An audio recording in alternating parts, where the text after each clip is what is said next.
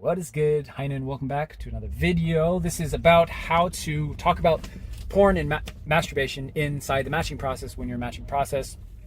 A very difficult conversation to navigate for many.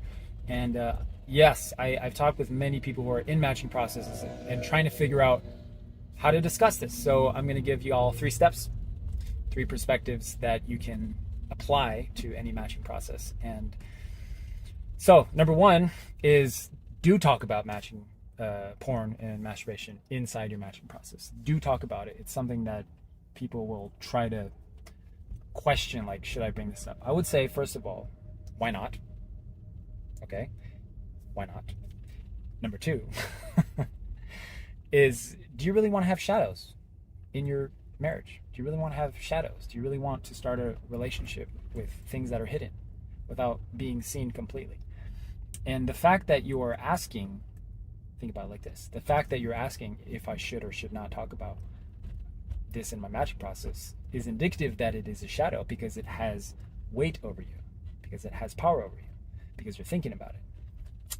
And for that reason, you should talk about it. I'm going to tell you how to talk about it, because we need to not just talk about porn and masturbation as the symptom that it is, but actually get to the root when you're talking about it. And I'll tell you in a second how to do that. The second step I'll say is give it some time before you talk about this in a matching process. And I say this because a lot of people, mostly men, want to get everything out right off the bat, like as soon as they have their first conversation. If you want to do that, go ahead. It's up to you. But I don't recommend that in most cases, because you want to give some ample time for your matching partner to get to know you as a person, to get to know you, the you that is a son or daughter of God, the you that is uniquely you in your own right. And on that foundation, when you do share about your struggles with porn and masturbation, past experiences, history, whatever it is, they can make a decision based on what they know about you already, not based on the manifestation or the symptom of your behavior. Because if you come out the gate with, hey, I struggle or have struggled with porn and masturbation, then it's harder for somebody to make a decision without knowing you as a person, so that you don't really give them the opportunity to look at you and say, hey, you know what? That sucks, and I don't like that. But I'm willing to learn how to have give and take about this. I'm willing to learn how to be by your side and overcome it together, right? Something like that. So how long into a matching process? It's up to you, entirely up to you. I would say generally you should have the more meaty, deep questions about faith and vision and mission and things you care about, your priorities, who you are as a person, what you care about. Have those really deep, meaningful conversations first, and then get to the shadows, right? The third step I'll tell y'all is, when you do talk about porn and masturbation, talk about it from the inside out, which means talk about it from the root issue and then talk about the porn and masturbation. So it could look something like this. Hey, person, something I value very much. This is how I would recommend you approach it. What I value a lot is honesty, sexual integrity, vulnerability. And the reality is that my whole life, I've struggled with how to deal with loneliness in particular. From when I was really young, I had X, Y, and Z experiences when I was a kid or a teenager, and I was so lonely and stressed. And that's when I really started going to things like video games and started playing, more games, and watched more movies, and I found porn and masturbation. And it was a really confusing experience for me. And that's something that I brought with me for many, many years. And the reason that you should frame it like this, back to me talking here, is because it allows the partner to see you as a person and allows them to see the root issue rather than seeing the behavior itself.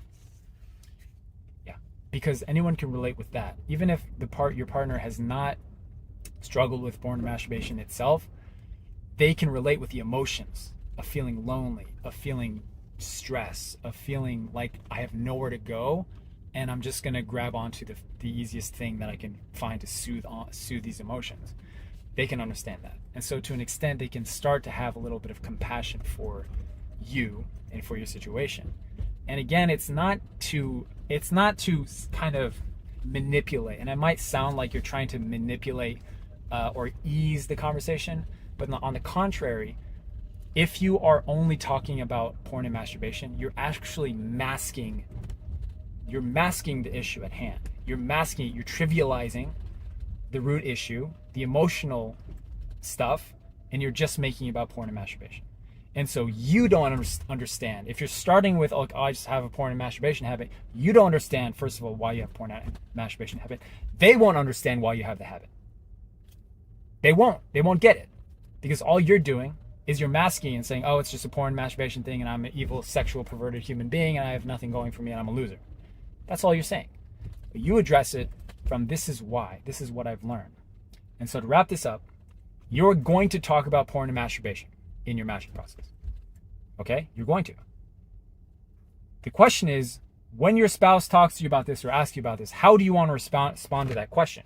Do you want to respond with, well, I've been struggling here and there, and I've been watching a few high noon podcasts about it, but I'm still struggling. And then she's gonna say, oh, what have you been doing? Well, I'm doing a cold shower condition. And do you want to sound like that?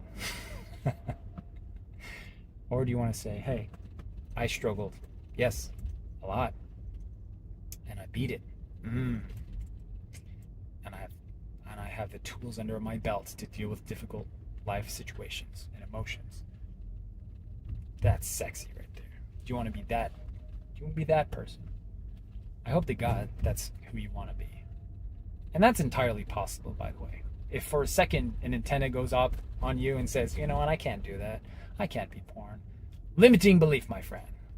Just listen to any of the stories that we have here in High Noon. Just listen to any of the testimonies. Join a freaking program if you haven't yet. My goodness.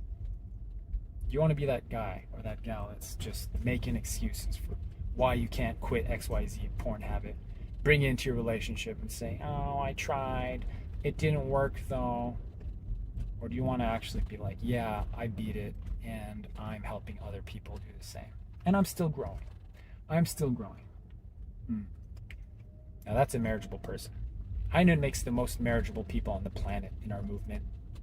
Not because of the struggles they have, but because of the struggles they've been through and the fact that they're doing something about their struggles, because everyone is struggling. Okay?